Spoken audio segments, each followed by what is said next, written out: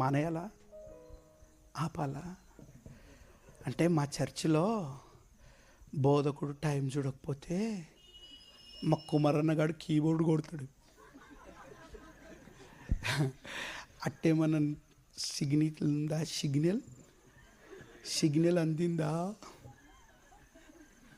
ఎందుకంటే అక్కడి నుంచి నాకు చెప్పమన్నారు, నేను చెప్తున్నా. నీకేంటి బాధ? మీరు ఎట్టయినా వింటరా? మ్యూజిషియన్స్ ఆడినైనా వింటరా?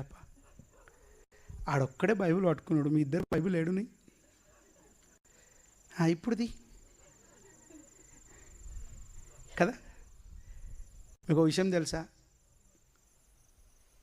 సేవకుడు బలంగా వాడబడాలి అంటే సంగీతకారులు ఉపవాసంతో వాయించాలి, ప్రార్థనతో, మోకాళ్ళొంగి. అది నేను కోరుకునేది కాదు, దేవుడు కోరుకునేది.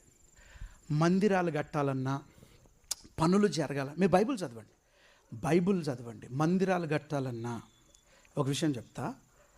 మనం విత్తనం వేయాలి పొలంలో. విత్తనం వేయాలంటే ఏం చేయాలా? దున్నాల. ఆ దున్నడం అంటేనే సంగీతం, పాటలు, ఆరాధన తార దున్నబడ్డాక పాస్టర్ వచ్చేసి విత్తనాలు ఫలిస్తాయి.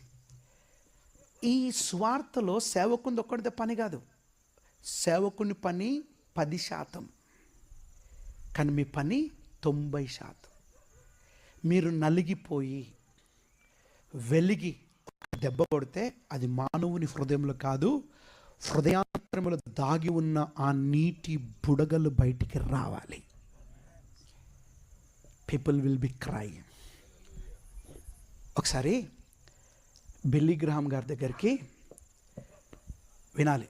బిల్లీ గ్రహాం గారి దగ్గరికి పేపర్ వాళ్ళు వచ్చి, ఇన్ని లక్షల మంది ఎట్లా వస్తున్నారు, ఆ సంగీతం వాయిస్తూ వస్తున్నారు అన్నారంట. అప్పుడు ఆయన అన్నారంట, సంగీతం కాదు, అది ఆపేద్దాం, పాట పాడుతుంటే వచ్చేసారంట జనాలు. నేను చెప్పేది ఏంటి తెలుసా? సేవకుడు చెప్పే వాక్యం కనెక్ట్ కావాలంటే సంగీతకారులు, పాటకారులు, పరిచారకులు సమస్తము ఈ పరిచర్య కోసం స్థిరపరచబడి ఏర్పరచబడిన ప్రతి ఒక్కరూ కూడా ప్రార్థన పూర్వకంగా ఉండాలి. ఈ సౌండ్ పెట్టేటోడు కూడా, ప్రతి ఒక్కరు, లైట్ కట్టేటోడు కూడా, ప్రభా ఈ వెలుతురులో నీ వాక్యము చూస్తున్న వారు దీవించబడాలని. ఎందరమైతే అభిషేకముతో ఒక అడుగు వేయగలిగితే మనము గెలవని ఆత్మంటూ ఉండదు. బాగా విను. నేను ఎన్ని గంటలకు వచ్చినా? 9:30కు వచ్చిన. మీరు ఎన్ని గంటలకు వచ్చారు? స్టేజ్ మీద 7 గంటలకు వచ్చారు. ఇప్పుడు మీరు వాయిస్తుంటే ఆ పక్కలు ఉన్న వాళ్ళకి, అబ్బా ఏం కొడుతుర్రు అప్ప వాళ్ళు, కనీసం మీకు చూడడానికి వచ్చారు అనుకో, ఒక సంగీతం వాళ్ళని ఆకర్షించి పాట వాళ్ళని పట్టుకుంటే, సేవకుడు పాలిష్ కొట్టేస్తే వాళ్ళు పరలోకానికి వచ్చేస్తారు. ఏమంటారు ఈ మాట? తిక్కలేస్తే ఒకడు కొట్టు, కానీ మనసు మీదకి వెళ్ళి తీసుకోకు.